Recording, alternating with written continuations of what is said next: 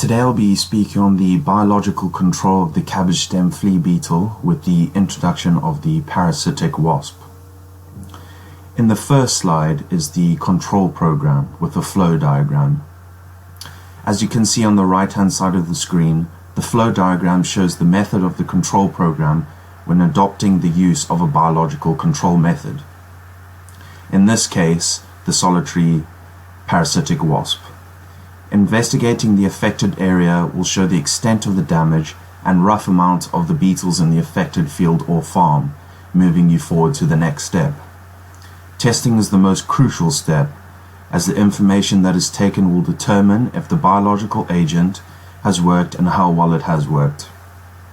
Information gathered shows that the wasp indeed is parasitic and will not affect the crop negatively. Further information gathered from the testing portion finds that the wasps will not become a pest, as their specific parasitic wasp needs the beetle to breed. And finally, the life cycle of the wasp is determined by the number of beetles in the affected area. If beetle numbers are low, wasp numbers are low, and vice versa. Mass culture is slightly more difficult, where the wasp will determine how much they will breed, affecting the potential effectiveness of the biological agent. Through all the information gathered through each stage, one can begin to develop better methods and solutions to reduce numbers effectively. One such step is development of wasps that reach maturity quicker, resulting in more breeding and host deaths. So a bit of a background. The cabbage stem flea beetle is a major pest of oilseed rape within the UK and Europe. Following the withdrawal of many broad-spectrum pesticides and the build-up of resistance to pesticides, few chemical control methods remain, resulting in the need for alternative pest control methods. The solitary parasitic wasp was the answer. The relationship. The female parasitic wasp lays an egg inside of the living beetle. Once an egg has been laid, the beetle continues to feed as the larva develops inside. Once the parasitic wasp larva has reached the final stages of growth, the larva leaves the body through the anus of the beetle. The host beetle either dies before the emergence of the larva, spinning a silken pupal case around itself from which an adult wasp will emerge. The impacts of the parasitic wasp on the beetle were only truly understood in 2006, where scientists realized, due to the ban of certain chemicals, that the wasp could be the answer to the ever-increasing number of beetles affecting the crops. The early stages of parasitism do not affect the beetle, however, with the larva being a small size in proportion to the beetle. Only once the wasp larva has reached its fourth and fifth growth stage before emergence does the beetle die. However, further studies show that the beetles become sterile during the third and fourth growth stage, contributing to the eradication of the beetle on the targeted crop. And finally, the control method. Once a field has been studied and is indeed affected by beetles, a sample of 100 wasps are applied to the field. Cotton wool soaked with sugars are put in boxes to ensure the wasps are energized and ready to begin their life cycle. A study will take place a month later to see if the affected area, an area of 5 meters by 5, has a diminished number of beetles and an increase of wasps. Why use a biological control method over a chemical? There are pros and cons of any operation. Chemical operations can affect water sources, or pests could build up a resistance to them. Chemicals can result in a crop that has no pests or diseases either.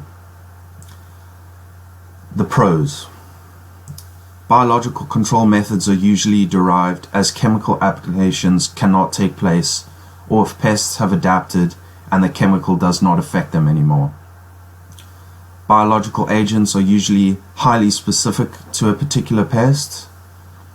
Although the integration of the agent is expensive, in the long term the agent will be more cost effective.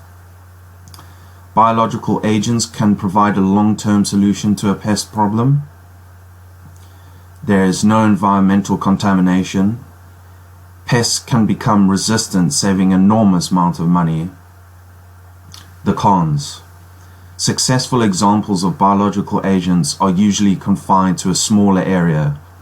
If there is a large area that needs to be covered by an agent or chemical, the chemical option will be more cost-effective.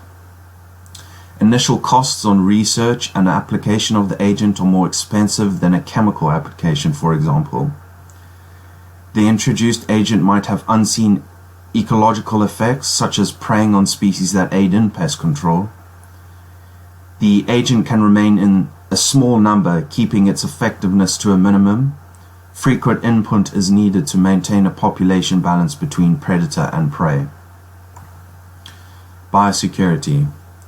Biosecurity refers to measures aimed at preventing the introduction and/or spread of harmful organisms.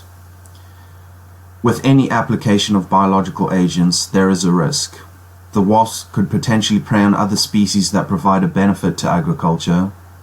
The wasps could breed out of proportion and deplete the beetles' numbers so much so that they all perish, leaving you without a long-term solution.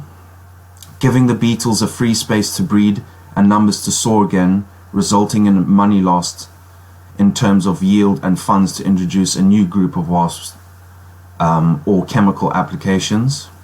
There are also unseen problems that could arise, which aren't even thought about yet.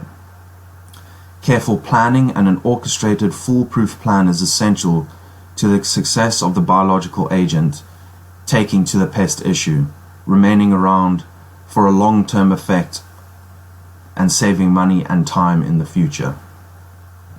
The final slides just show a close-up of both parties involved. This is the parasitic wasp, left being the female, right being the male.